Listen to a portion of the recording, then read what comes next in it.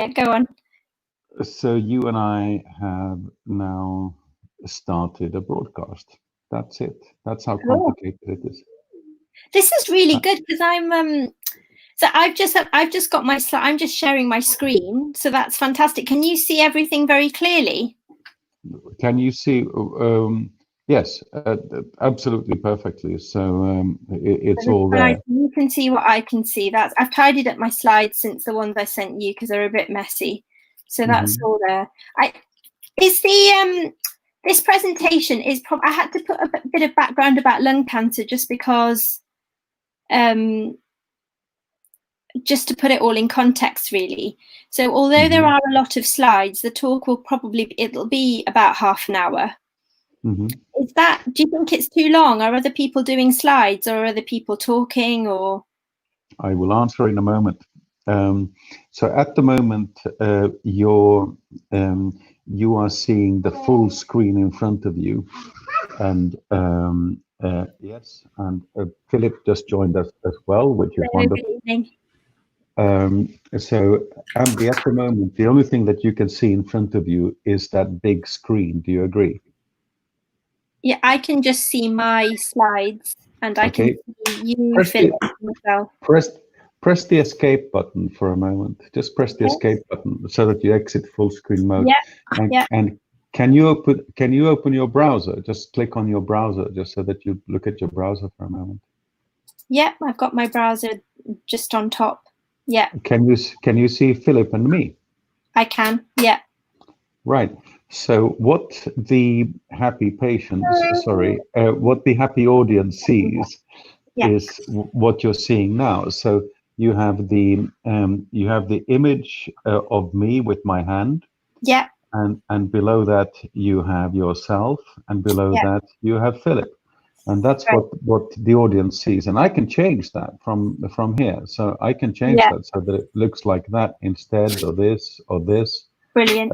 Or this. And I think the most powerful one is actually this one, where you're sitting next to it. And one of the beauties with that is that I can remove myself and put myself. Yeah, so you can mute yourself too. Perfect. Back in, and I move myself back in. So it's really quite elegant. And it's very nice. Yes, it's a very nice platform. It's pretty cool. And one of the beauties is that if you're presenting in this mode where you are right now, you can actually present like this. You don't need to be in full screen. You can do it like this, and it works really, really well. Yeah. And it means that when you take over and you start moving into your presentation, I can still hang in there for the first minute and then sort of drop out and let you do your thing. And then when it's time for the next person to talk, I can bring that person in so that we can do a really soft handover. Switches can be easier. Much more importantly, Ambi, please may I introduce you to Philip. Hello. Hello, hi. Nice to meet you. Nice to meet you too. And outside this thing that we're trying to do on Wednesday next week, I actually really want to put together a project that involves you, Ambi, you, Philip, and also a friend of ours in Sweden who is doing some interesting stuff. Because I think the presentation you have, Ambi, in terms of lung cancer, if you generalize that, you can generalize it in a few different directions. We've already spoken about the COVID dimension, but we can also generalize it in the direction of any image recognition, of course. I mean, it could be anything that we're recognizing here. Absolutely. Cool. So there are a couple of, just before we go into the fun stuff and the actual content of the presentations and so forth. Yeah. So let me just sort of go through the mechanics of one thing. Sorry, we have another member joining the team. Okay. Yes, well, I have a very similar challenge here, I must admit. You're going to be good and you're going to be quiet, aren't you? Because we have to listen to Uncle Peter, okay? Okay. So, Ambi, in order to get this PowerPoint presentation up here, Yeah. what you did was you looked at the bottom of your screen where you found this share screen button. Yeah. Sorry,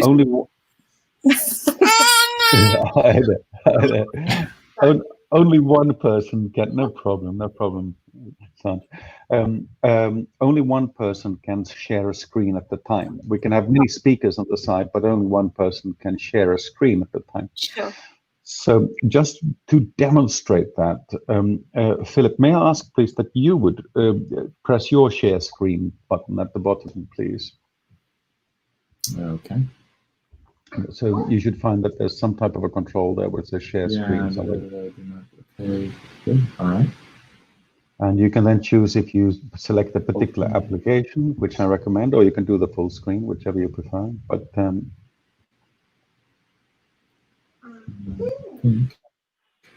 This one.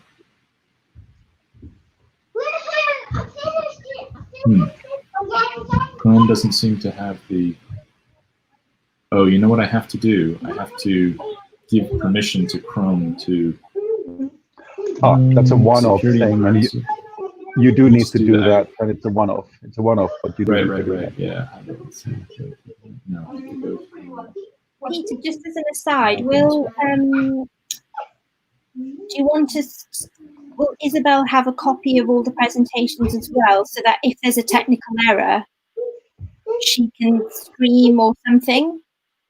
It is handy to have a copy of your presentation, just in case. So I'll email that. The one I emailed today was this, but it was just a rough form, so I just tidied it up a little bit. So once it's fully the final version, I'll email that to her so that she has a copy.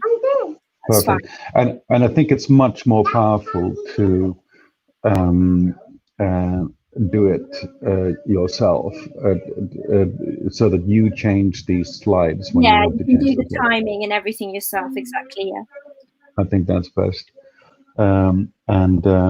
Philip has just returned, so I just added Philip back to the screen. If I close my talk after, so because at the end, once it's done. It's okay. Don't worry. Let's see if Philip can share the screen. We can find the share screen button. Sorry, didn't mean for that. Okay, Philip has now done that. There we go. And so by doing that, I have now replaced Ambi's feed with Philip's feed. Brilliant. So this is now yours, and Philip, you are now in control of the screen. Oh, okay. So I can go to other things. Okay. Great. Which makes it very, very nice for you to control the situation right now. Yeah, that's really nice. And if I want to shut down your presentation, I can do it. If I want to shut down Ambi for a little while, I can do it. I can put Ambi back, and I can put your presentation back. Yeah. And so forth. And it's all very easy. Yeah, this is quite clever. Yeah. It's a good. I wasn't aware of this platform before because, just as an aside, I'm organising a poetry recitation for my mum because my mum isn't very good with virtual things, and we've got kids coming in and basically reciting their poems one after the other, and I was just going to do it on Zoom and open a Zoom Pro account so that we can go on for a good couple of hours. But actually, now I'm tempted to maybe look into this. It is pretty awesome. Is there a I'll just move. I can ask you about it later because I think it's wonderful. If they've got things to share on screen, they can, and if they don't, they can just recite. It's okay, just a moment. I'll just nip upstairs. We have some special effects down here. That's fine. Special effects time. There we go. Okay, I think it's all under control. Wonderful. Cool. All right. Can we see the audience? We have now done the most difficult thing, which is this thing about finding that share screen button, making the browser work, and seeing this. Now, one of the beauties here is that the whole show will be populated by really scary people like Philip and Andy and me. So it's actually, I mean, the format is that we have some very interesting people who talk about some very interesting things to each other, and we help each other out.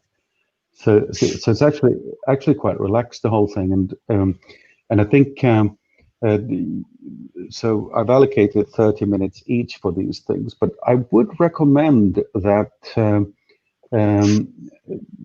we cruise through a little bit quickly, because this format is so pleasant. So if we go over to this type of format afterwards, and if another speaker comes in and takes part in a little bit of a conversation towards the end, and we have some questions and so forth, it's actually quite nice. Mm. But it's nice, to have some discussion. I think so. Yeah, no, I'm really looking forward to it. I think this will be very enjoyable. Yeah. Could you show a couple of things, Zambi, that you're intending to talk about? Because I'm actually interested. Philip, if you have time. No, yeah, sure, absolutely. Oh, yeah, I can.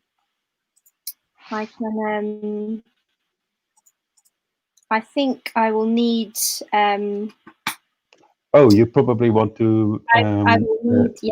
I will need back over here. So we'll take you back over here for a moment, and then you. This is. What is my camera? Reopen my. You need to share screen again, Andy, to do that. So I'm just popping that onto here. Perfect. And I can go into the.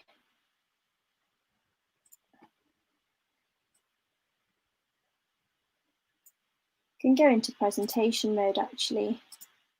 You can do either.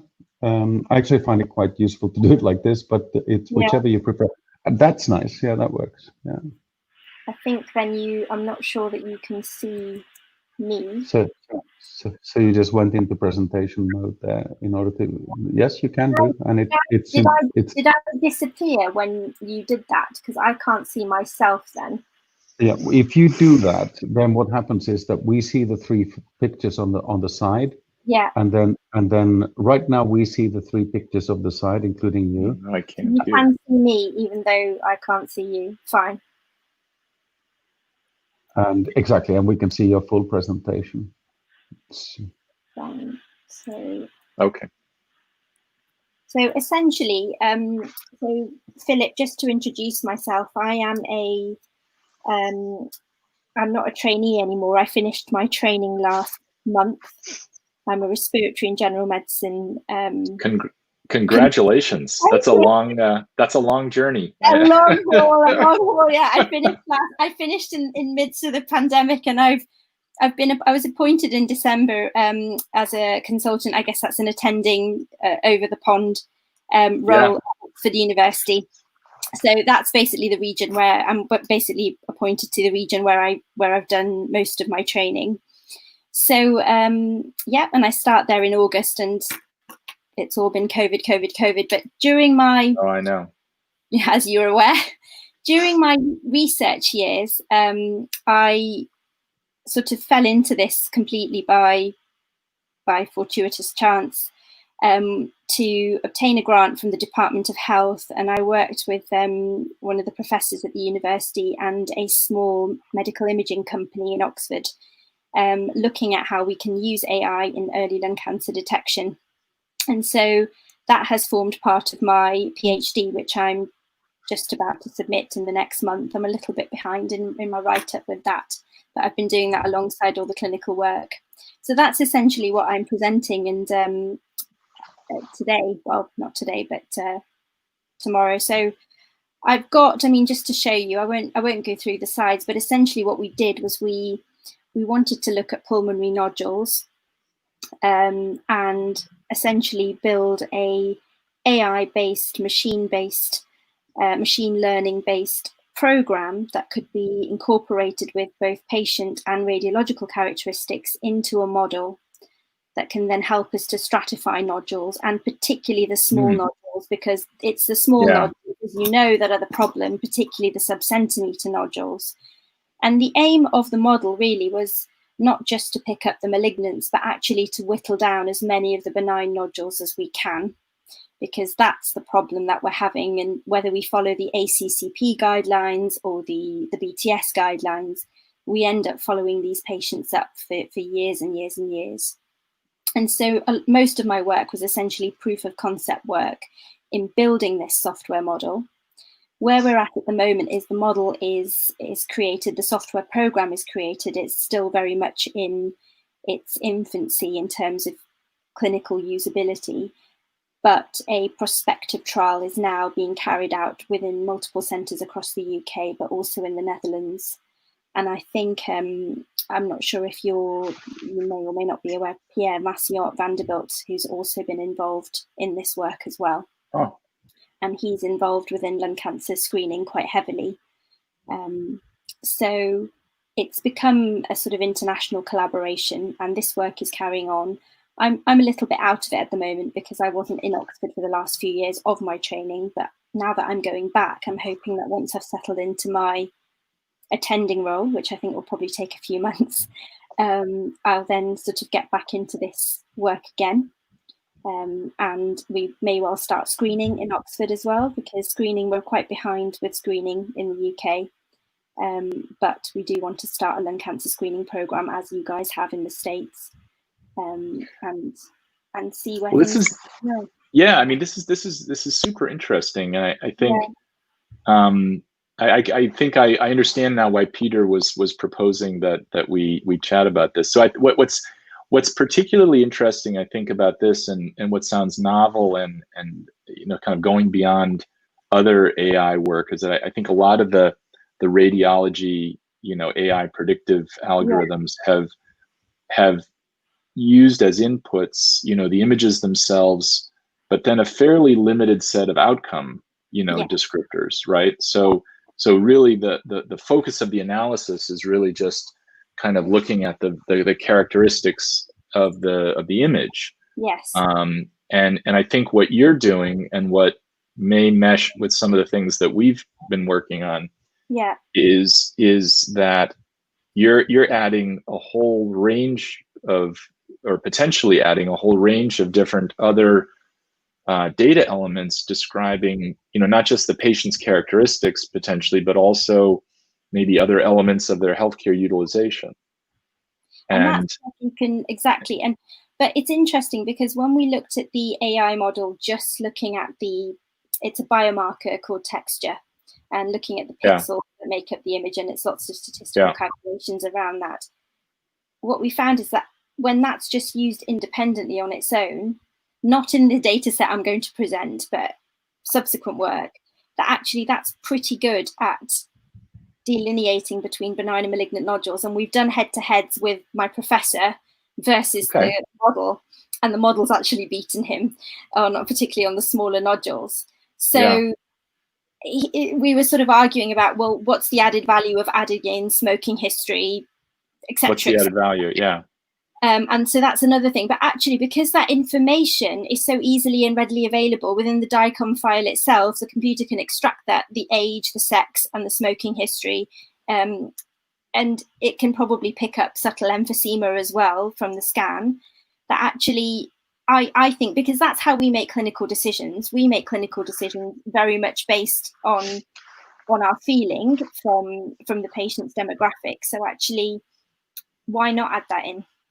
It's not going to deter the model, and it will. Well, but I think you put your finger on exactly the question. Is how good is it by just using the imaging data, and how much added value, how much better is it if you add in other data? Because if it's already 96% accurate, I mean, who cares, right? But it's very much modelled on its own population. So you move even from Oxford to London, and you have a different characteristic, you have much more, you have high prevalences of TB and other infections, and all of a sudden you've got, so I think that's where the prospective validation is going to come in, because my feeling is, although the companies are saying, well, actually we can just do this on AI alone, and maybe that's the case, but I don't see this replacing clinical sort of acumen, and I think it very much will be a second year. Have you done any prospective validation of this? That's happening now. So I haven't been directly involved with that work, but that is happening sort of as we speak, where the software has been loaded into different centres. There's a centre in the Netherlands, one in Groningen, I think, a couple of places in the UK other than Oxford, and then in Vanderbilt, and where that data is being collected now as we speak to see how good it is just on its own and with patient characteristic. How many different patient characteristics are you adding? So we're adding probably about 4 or 5, very much like the BROC. So age, sex, smoking history, and then so demographics and then diameter doesn't come into it, because with the AI features, actually diameter is an independent, it overlaps. So spiculation, and so that was probably the biggest kind of nodule characteristic. Size, not really into it at all, because text just sort of picks up on size. So I think the main nodule characteristic was spiculation and upper lobe location were the sort of positive predictors. And previous history of cancer has been also a big thing. Interesting. Because of the I don't know how much Peter has mentioned about the work that we've done, but I mean, without going through the whole thing, it's we've been doing work with some colleagues in Sweden for the last 5 or more years, and have been able to develop a data model whereby we are able to gather and link all of the structured healthcare data for the entire healthcare system. For one of the regions. So we have all of the data on all of the healthcare encounters for the entire population. And so that includes both kind of timestamp data about length of stay for admissions, primary care visits, outpatient specialty clinics, emergency department, everything. But also all of the diagnostic data, all the laboratory value data, all the imaging data, EKGs. But also all the treatments, right? All the medications that people have been prescribed, what they've for every patient. We have everything. We have everything for every patient, right? So there's literally hundreds or maybe even thousands of different types of data for every patient that you can essentially, I mean, you can have their entire healthcare journey, and we have this data for like a 10-year period, right? So it's and with the potential of going back even further. So you can sort of think about every individual patient's journey through the whole healthcare system, and every interaction that they have with the healthcare system generates a whole bunch of data elements, and you can kind of string all of these together in a fashion that kind of tells the story from a quantitative perspective of everything that happened to them. And so our hypothesis, we've been using this to do a whole bunch of things, but also to generate AI algorithms. And we found that they tend to be, remarkably accurate. So like we did one that just got published in the British Medical Journal on predicting 30-day mortality for all comers, patients being discharged from emergency departments. And it's it's like 96% accurate. It's really remarkable. And there's others, but literally any kind of healthcare outcome that you can think of, is potentially amenable to doing a predictive algorithm for it. And so I think the interesting question is how much added predictive value would including all of those data about other things, the patient's utilization of healthcare services, their outcomes, etc. I mean, that's it. I think the more you're using it, the more likely you are, the higher your mortality. So there's sort of the more encounter. In some ways, there's probably a lot of variables in there, but maybe I need to go and read your paper. I've got a whole list. I've got a whole bunch of the BMJs So I will read it. It'll be in there. So but it'd be fascinating to talk more about this. And just I don't know if Peter mentioned this, but we have a pilot that we've started with some of your colleagues just down the road in Frimley. At the Frimley Health Foundation Trust there, where we're trying to develop, do some similar work and set up a similar system as we've done in Sweden. So I think there could be opportunities, to, and I know that the people that we're working with at Frimley, they do a lot of work with colleagues at Oxford. Because you're within the same. I mean, Oxford have done a lot on this in terms of they've been looking at things like blood results and predicting mortality from blood results, and exactly.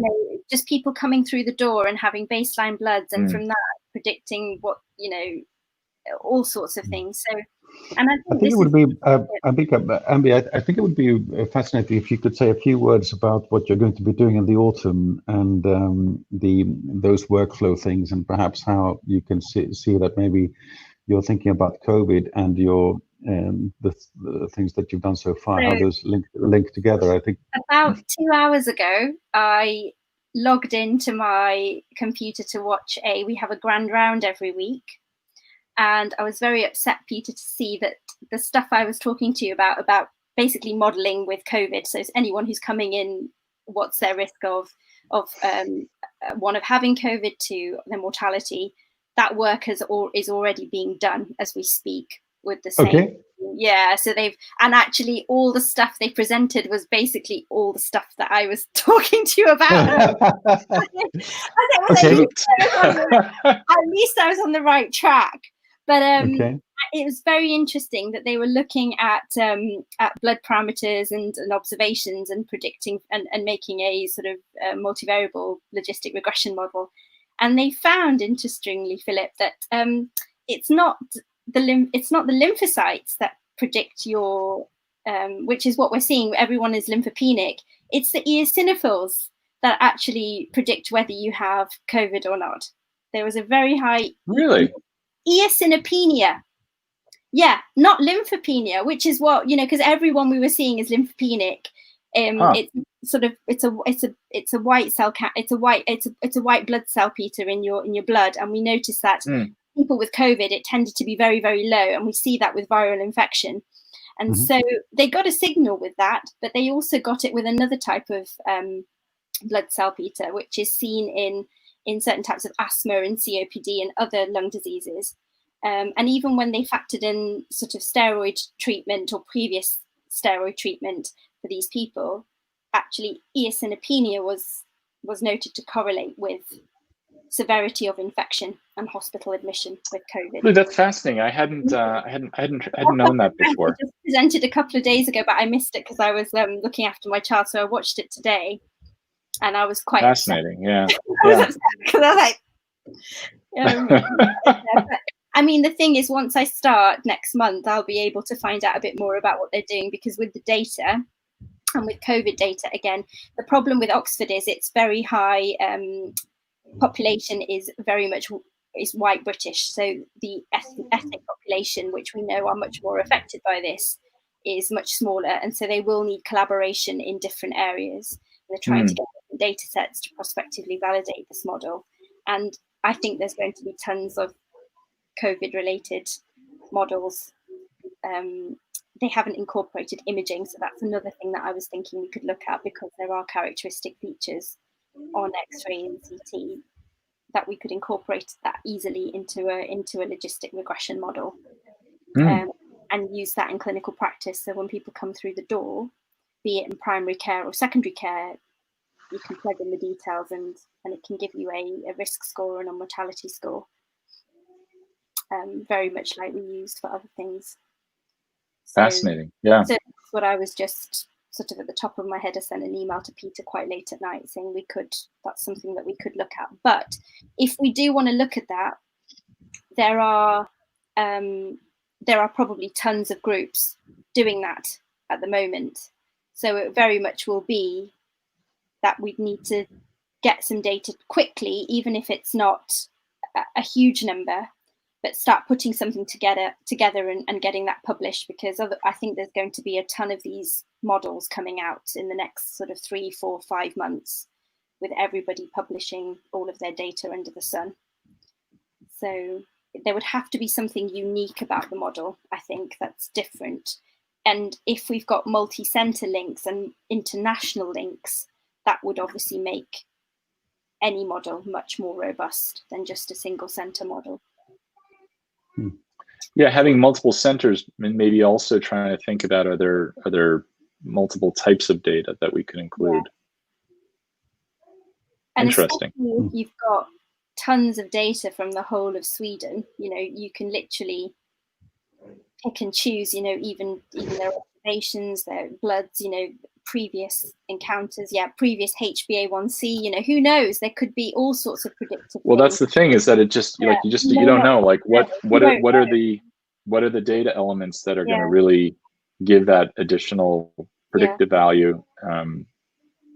It is sometimes a bit of a black box, but yeah. It is. I think that's the thing. It's a bit of a needle, and I guess you've got to be careful with your interpretation, because you're bound, with such large volumes of data, you're bound to get a signal from somewhere, and then it's actually, is that a genuine signal, or is that just because you've got so much data that something was going to give you a signal?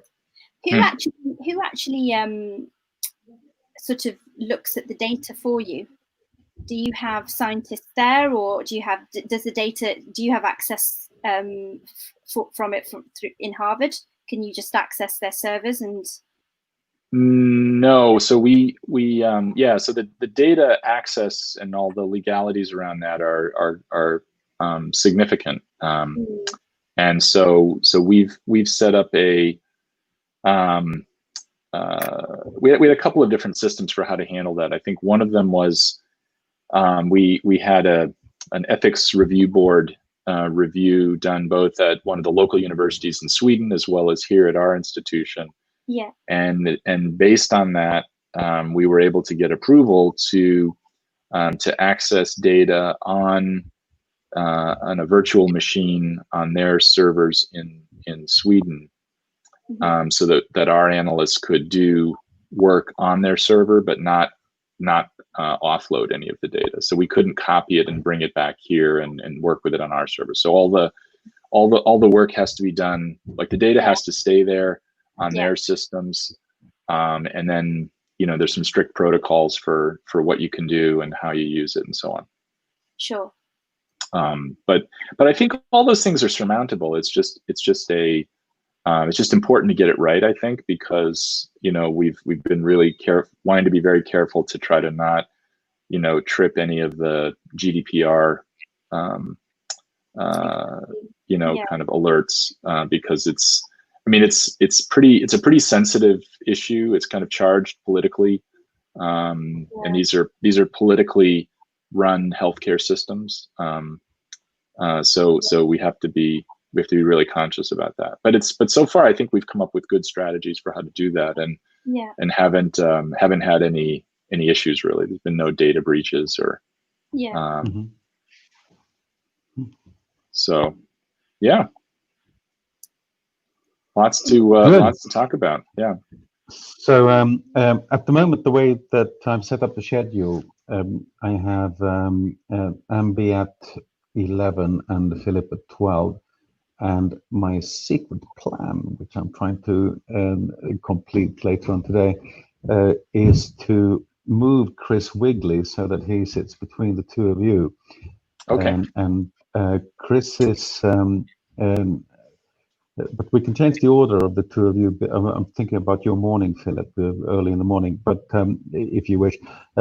So Chris is, he's normally CEO for Genome England, which is this organization. But temporarily he's been seconded out from there. So he's now head of data for the UK government in respect of COVID.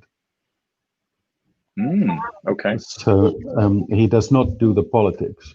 He does the numbers.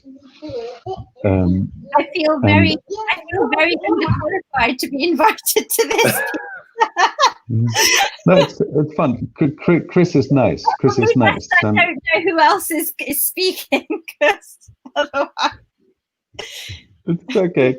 That's all right. It's there are a couple of interesting bits in there. You like Chris? He's a nice guy. And another guy that following on from someone like that, or from Philip for that matter. No. Come on. You can't have someone so eminent and then have you next, because that's just a bit unfair. Oh, cool! It's all nice. And another guy that I think you'll like quite a lot is Edgar in the afternoon. So I've worked with Edgar and done things with Edgar for, I don't know, 30 years now. Shows my age. And he's now head of AI, but above all, head of AR and VR, so augmented reality and virtual reality. And the virtual reality, okay, so that's relatively easy, because that's just, okay, keep it all virtual. The augmented reality part is more exciting to me, because that's the one where you take something real and then you superimpose something artificial on top, or maybe you change the shape of it in some way so that it's different, but the starting point is something real. And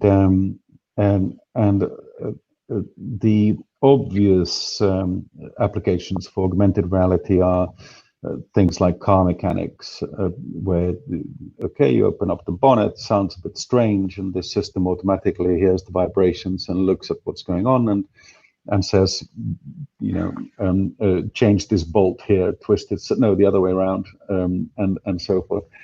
But deploying that, I'm sure you've read about these things deployed into the world of medicine as well, where a surgeon will have some equipment and they'll have some superimposed imagery on top. And that, I think, will be very powerful in the future.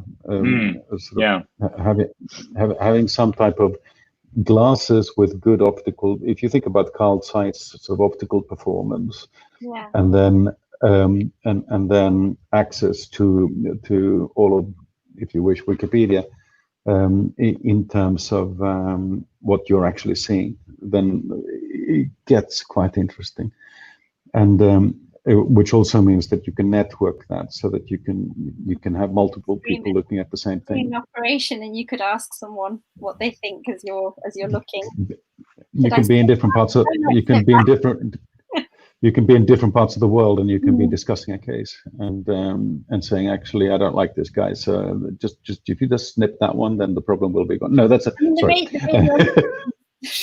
The radiologists have a lot of 3D reconstruction now, particularly when trauma cases come in. They have a CT and it all gets reconstructed, and it looks very, very fancy. Nice. So that's the sort of stuff that Edgar's working on now, and it's really, really interesting stuff. And I think you'll really. So there are a whole bunch of talks like that, which I think you'll find that fascinating. It's a really fun group of people. Fantastic. Well, looking forward to it. Yeah, absolutely. Well, thank you, Peter, for involving me as well. It's amazing. Well, thank you for getting involved. So the technical complexity is something that we've discovered today. So I will provide you with a link, and you can click on that link, and then hey ho, and then we play it from there. And we'll divide up the day into 3 sessions. So we'll have 3 links. So and to some extent, these links will be overlapping time-wise, because one session ends, and we need to start the green room for the next session before that. So there will be that. Is there as a speaker, is there an appreciation of how many people are watching, or do you have all of that information? I have all the information in real time, all the time. So I can't see anything like I imagine there's not going to be a big gallery because there may be lots of people there. So it doesn't really matter, to be fair. But just on the side, some platforms have numbers of participants or things like that. Is there? I can tell you before you start what's going on, we could easily make this into a mass consumer event, but that's not the point. It's not that sort of thing. So all the people involved will be people who are looking at this quite seriously.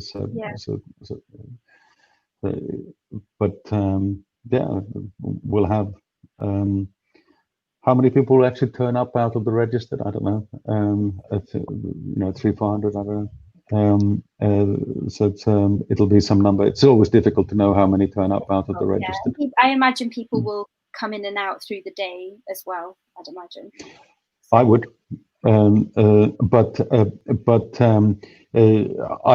I say that. But having said that, the area of AI is so secular that you do miss out, because even a simple thing like CV matching for career planning is something which is applicable to all of these things, because you have, if you look at the CV and you imagine, okay, if I take this job, then where does that put you? And take that job, where does that put you? And you try to do a career plan for a human being. Yeah. Then one of the guys who wants to talk about that, we'll talk about that. They're doing it as a part of Microsoft's Change for Good program. And they're doing it partly for commercial sort of career planning, but partly for handicapped people, where they're trying to work out what the right treatment plan could be for handicapped people. And it's actually quite interesting. And that is broadly applicable to many subject areas. So you have this type of a person as a starting point, as described in something called a CV. And then you have a job description and a job description, and a job description. You have to work out if it's possible. Is it possible for this person to jump to this job description, given the CV? Yeah. If so, where does it take the person? Then you model that. It's very generally applicable. And so that's what I mean when I say that this is highly secular. If you look at contact lens manufacturing and trying to look at the quality of a contact lens in terms of shape and color and transparency, all that's exactly the same technology that you're using, Ambi, for your nodules. Yeah. So it's very generally applicable. It's very interesting. And you find that in China, the work I've done there most recently, every time you buy a hard disk, they're selling you AI technologies to go with your hard disk. They assume that you're using AI technologies with every hard disk you buy. Yeah. Fascinating. You're saving more and more data, yeah. It's becoming really mainstream over there. So it's fascinating. Anyway, I don't want to take your time too long during the evening, but I think the three of us are comfortable that we can receive a link, we can click on a link, and we can come in. Once we've come in, we know that we can share a screen. Actually, we haven't. Yes, we have. We've looked at both presentations, both sides. We know that we can make the presentation take center stage, or we can make it go to the side and what have you. And we know that we can put people or bring them back out. Yeah. Yep. We know how this works, and cool. Peter, one technical question about this. I've noticed that my image here is kind of it's a mirror image. Yeah. That's true. Which is a little bit disorienting. Is it possible? Is there a way to sort of flip it right to left so that, because I feel like it's just. I have not worked that out. I have not worked that out myself, and I will try to work it out. If I can work it out, I'll tell you. And if you work it out, please can you tell me? Okay, there might be some. I have some software that goes with the video camera that might be able to like pre-process that. So maybe that's the way to make that happen. That's possible. There must be a way. Yeah, we'll figure it out. Okay. We'll figure it out. No, I think this is good. I will shoot for 20 minutes. Quick run through of things. Try to keep it interesting and focused on the exciting stuff, and then some time for question and answers. But I think that's nice. And one thing we could do as well is that if one of the speakers who is available wants to join the conversation during the Q&A period, then why not? Why not, instead of just having one person handling the QA thing, why not have a couple of people? It can be a nice conversation. Yeah. Because if we look at this situation we just had when we were like this, I think it's terrific. It's great. It's fantastic. Nice. Yeah. It's nice. It's really nice. Is there a time limit? Will, you said that you're going to have 3 different sessions. Do the sessions have time? There is a so each session has a maximum duration of 6 hours. Okay, fine. So that's, fine. And the whole thing is 12. Yeah. And so if we make that precise, then we can't do the overlap. So therefore, I've opted to go for 3 sessions. Sure. But I'll give you all the links so that you have access to all the links for that. Brilliant. And so I think that's going to be good. Okay. Wonderful. Thank you. Thank you. So we're all set. Peter, did you connect with Katie Haynes? Is she connecting at some other point to do? Okay. Yeah. Katie is joining us on Saturday at 6. Okay. Just double checking. Yeah, it was just sounds good. Out there to double check. Saturday 6, and Saturday 6 is going to be a bit noisy. You're welcome to join. There'll be some 7 people at the same time. Oh, okay. No problem. So that'll be more of a social thing. But we still need to go through person by person. I think this thing about you, because this thing, Philip, that you had, some people will have that where they need to give permission to the browser to use the camera microphone. Yeah, because it only works, it seems, on Chrome. It didn't work with Safari, that link. Yeah, so that was one of the other things I learned at the last minute there. So. Okay, right. So we are really learning that Safari is no-go territory for this.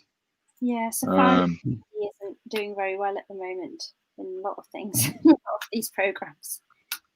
You're the 3rd person, Philip, to say that to me, that my Safari simply did not work. Okay. I use a MacBook all the time, but I always use Chrome. It's just one of those habits. Perfect. Okay. Great. Thank you. So the time, but just to be clear, the time it's 12 noon UK time for my presentation, right? Okay, which is 7 a.m. here in Boston. Early time. I hope that's not too brutal for you, Philip. No, it's totally fine. Totally fine. I don't think I'll be able to join you for the launch at the beginning of the day, but I will be there. I will be there with well caffeinated at 7. Perfect. Okay. Good. Fantastic. All right. Great. Good to talk with you again, Peter. Great to meet you, Ambi. Good. Looking forward to your talk. Okay. It'll be good. Okay. All right. Take care. Thank you, both of you. Thank you so much. Bye-bye. Thank you, everyone. Good night. Good night.